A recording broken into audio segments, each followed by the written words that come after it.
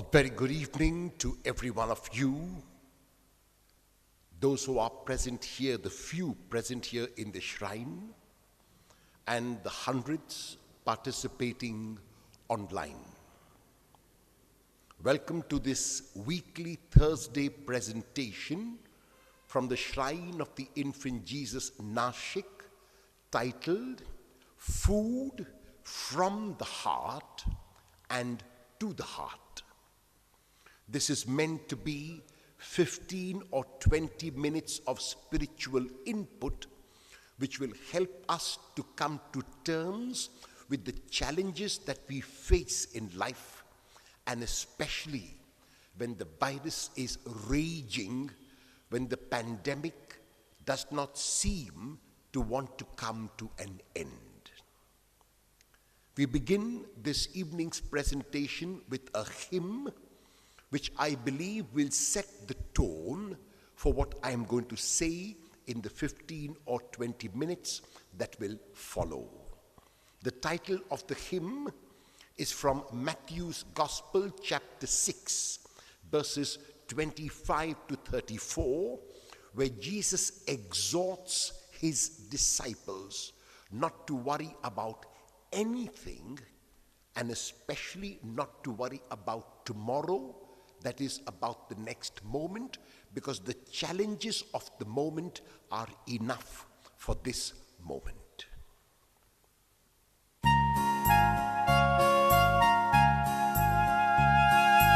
Do not worry over what to eat, what to wear or put upon your feet. Trust and pray, just do your best today. Then leave it in the hands of the Lord. Leave it in the hands of the Lord. The lilies of the field, they neither spin nor weave, yet Solomon was not arrayed as one of these. The birds of the air, they neither sow nor reap, yet God tends to them as a shepherd tends a sheep.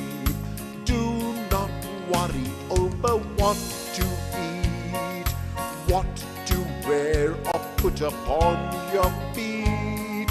Trust and pray, just do your best today. Then leave it in the hands of the Lord. Leave it in the hands of the Lord.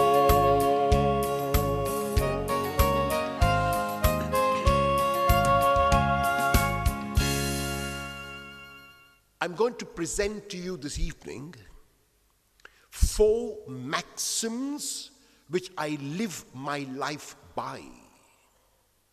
And these maxims have helped me to cope with almost every challenge that I face in my personal life.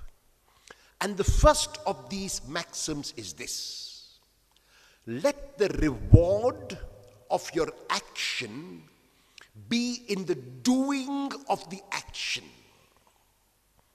Let the reward of your action be in the doing of the action. This applies to family life. This applies to religious life. This applies to any kind of life. It is often the case that we seek a reward after we have performed an action, and especially if it is a difficult action, especially if we think we need a pat on the back or someone to clap for us because of that action. When I celebrate a Mass and I give what I consider a stirring homily, I will be waiting outside the church after the Mass for people to come and tell me, Father, it was a beautiful homily. It was a beautiful Eucharist. I've never attended a Eucharist before. Now I am expecting the reward after my action. And it so happens that people who are caught up in their own challenges, each goes his or her own way without saying a word to me. And I am disappointed.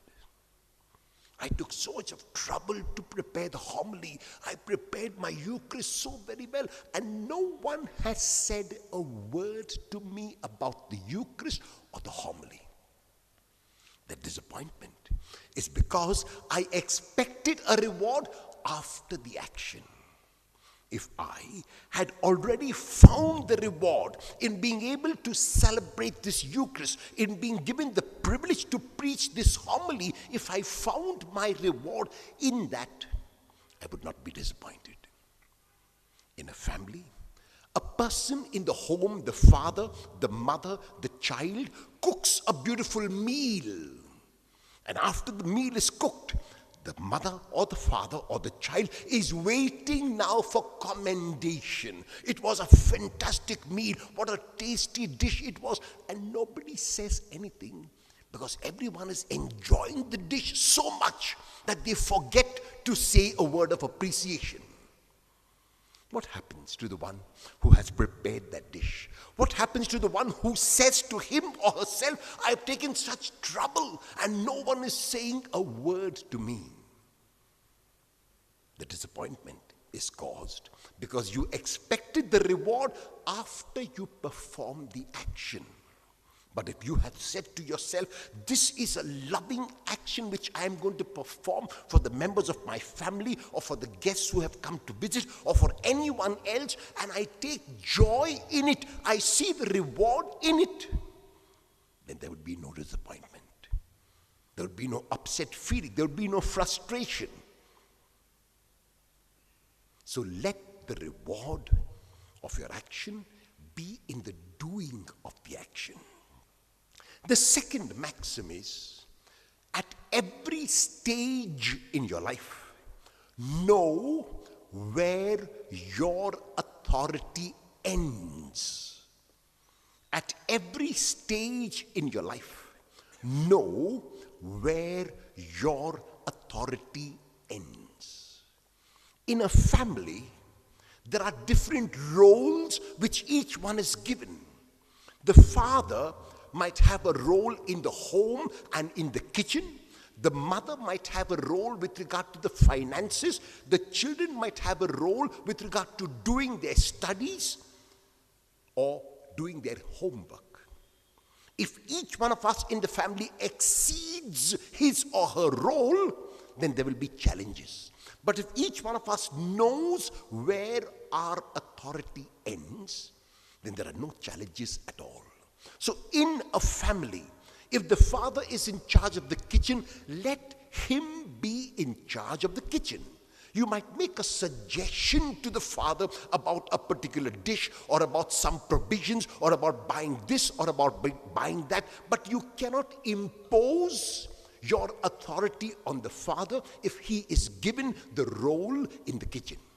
If the mother is in charge of the finances, you might make a suggestion to the mother about how she must spend, on what she must spend, and so on. But you cannot impose your authority on the mother. If the children are meant to be studying, the mother and the father will exhort the children to study, will encourage them to study, but cannot impose on them that they must study. Because if you do that, you do not know where your authority ends. And then there is agitation, there is an upset feeling, there is frustration, there is anger. In religious communities, there is the superior and there are the members of the community. In a meeting which the superior calls of the members of the members of the community are suggestion makers. They are not decision takers. Sometimes a member of the community might forget his or her role and think that in a meeting he or she is the decision taker. And so he or she makes a suggestion and that suggestion is not accepted. The person feels upset. The person feels frustration. The person feels angry because he or she thinks that the suggestion that they made was the best suggestion.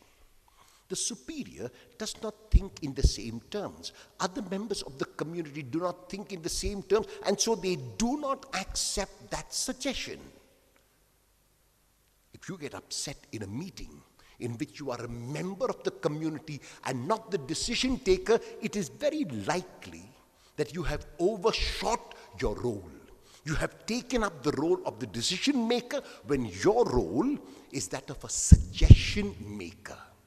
So there are often in a family, in religious communities, anywhere in life, even in an organization, in the company in which you are working, if you have a superior, a boss, for example, in your company, what you can do is you can make a suggestion to your boss about some manufacturing thing or about some sales thing or about some finance aspect, but you cannot exceed your authority.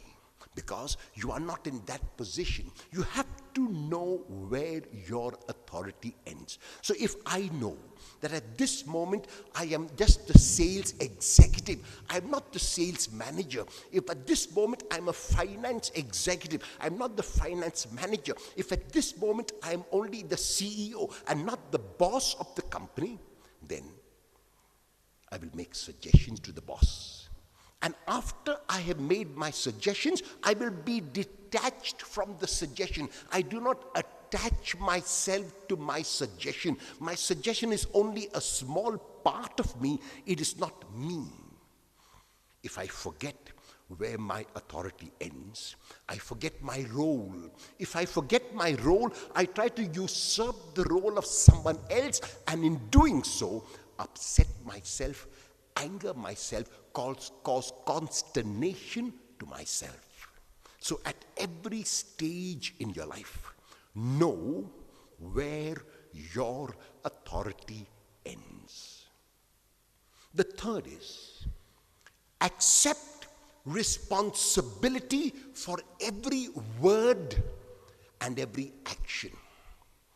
Accept responsibility for every word and for every action that you speak and that you perform. I'm fond of saying that one clear sign of maturity is accepting responsibility, not casting the blame on someone else, not pointing a finger at someone else. Often we say, "You made me angry."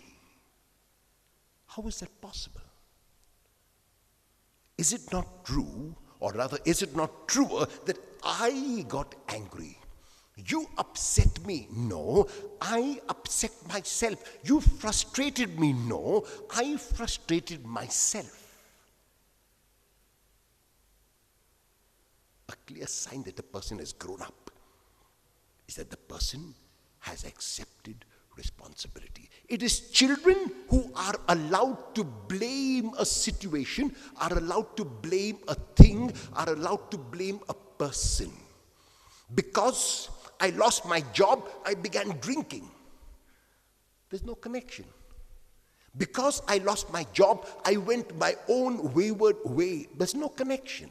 So you notice, what we do is we find excuses. And as long as we keep finding excuses which are outside of ourselves, we will never grow up. We will remain children. We might be 50 and 60 and 70 years of age chronologically, but we are still children emotionally and realistically. The day I begin to accept responsibility for my words, for my actions, and then for my feelings, that is the day I will have grown up.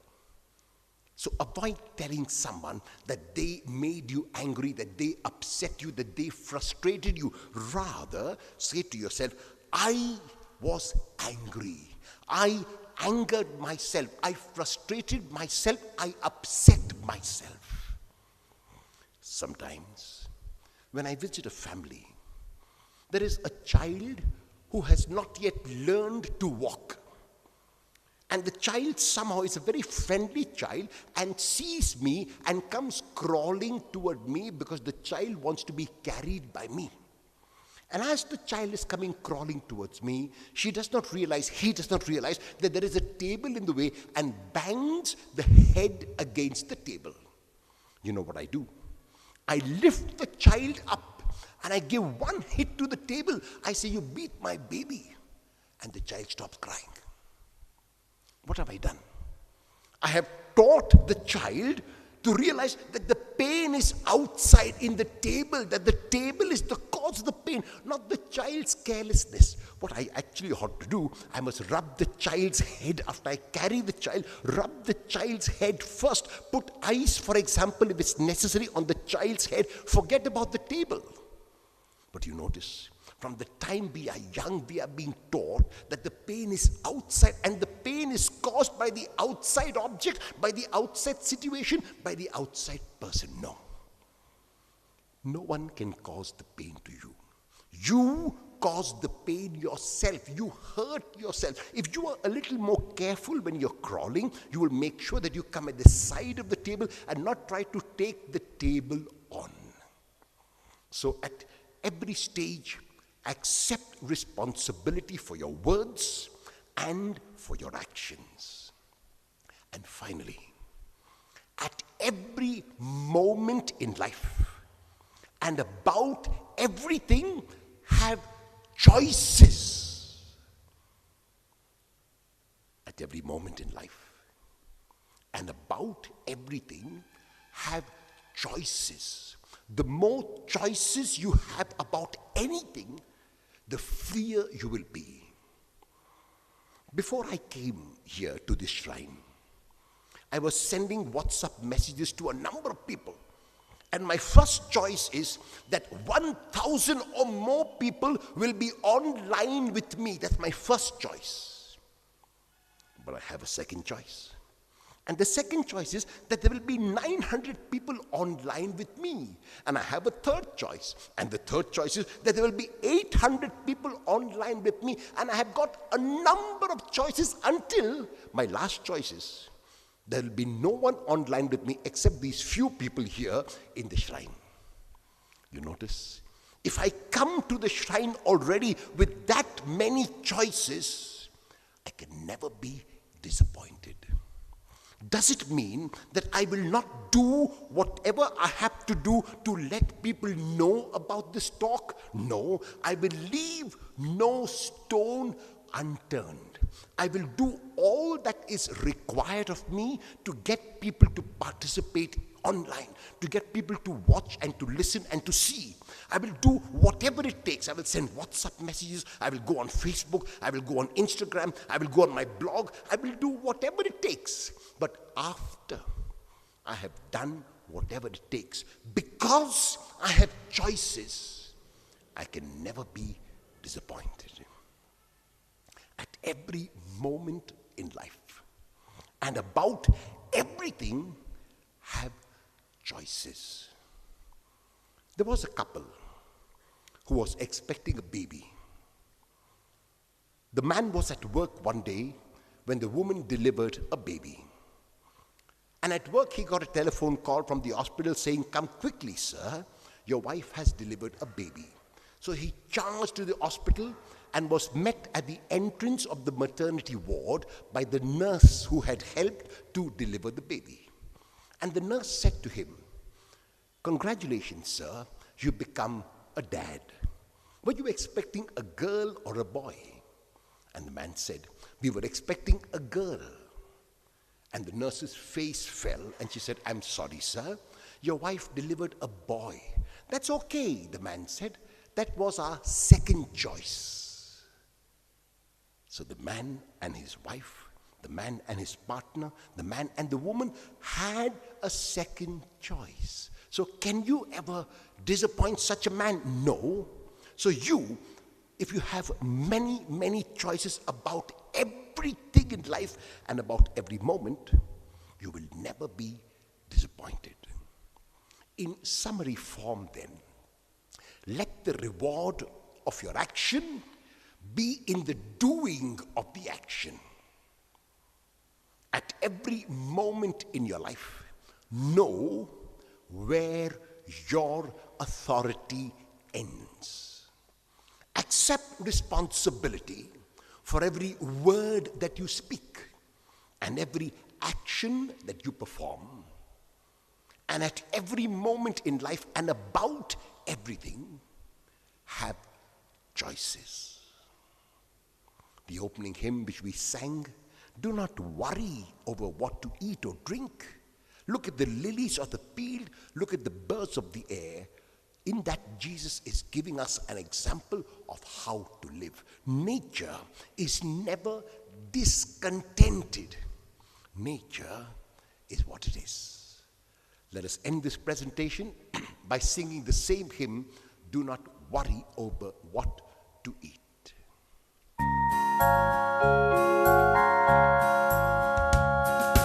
Do not worry over what to eat, what to wear or put upon your feet.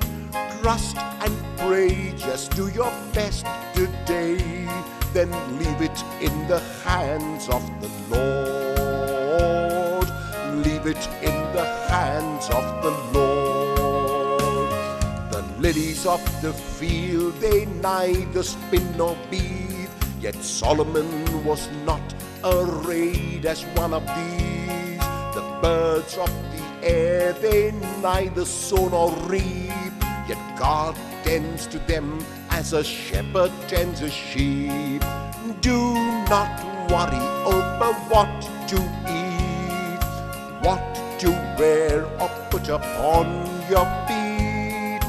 Trust and pray, just do your best today, then leave it in the hands of the Lord. Leave it in the hands of the Lord.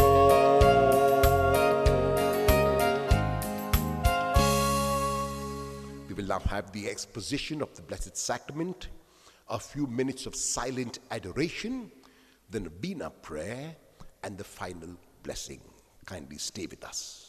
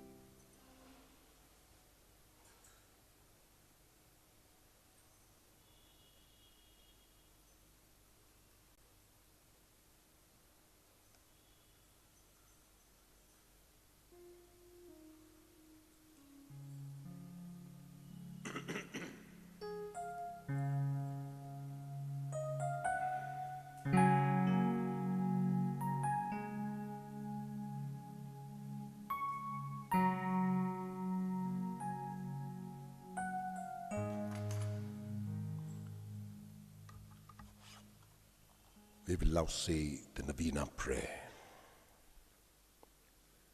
O Jesus, you said, ask and you shall receive, seek and you shall find, knock and it shall be opened to you. Through the intercession of Mary, your most holy mother, I knock, I seek and I ask that my prayer may be granted. Make your petition, but please also make a petition for someone else.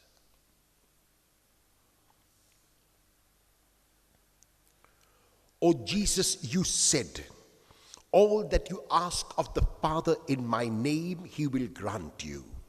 Through the intercession of Mary, your most holy mother, I humbly and urgently ask your Father in your name that my prayer may be granted. You can make a second petition and you can make another petition for someone else. O Jesus, you said, heaven and earth shall pass away, but my word shall not pass. Through the intercession of Mary, your most holy mother, I feel confident that my prayer will be granted. You can make a third petition and make a petition for a third person as well. We make this prayer, dear infant Jesus, in your name, who with the Father and the Holy Spirit live and reign forever and ever. Amen. Thank you very much to all of you who have taken part in this presentation. God bless you and your families. Good night.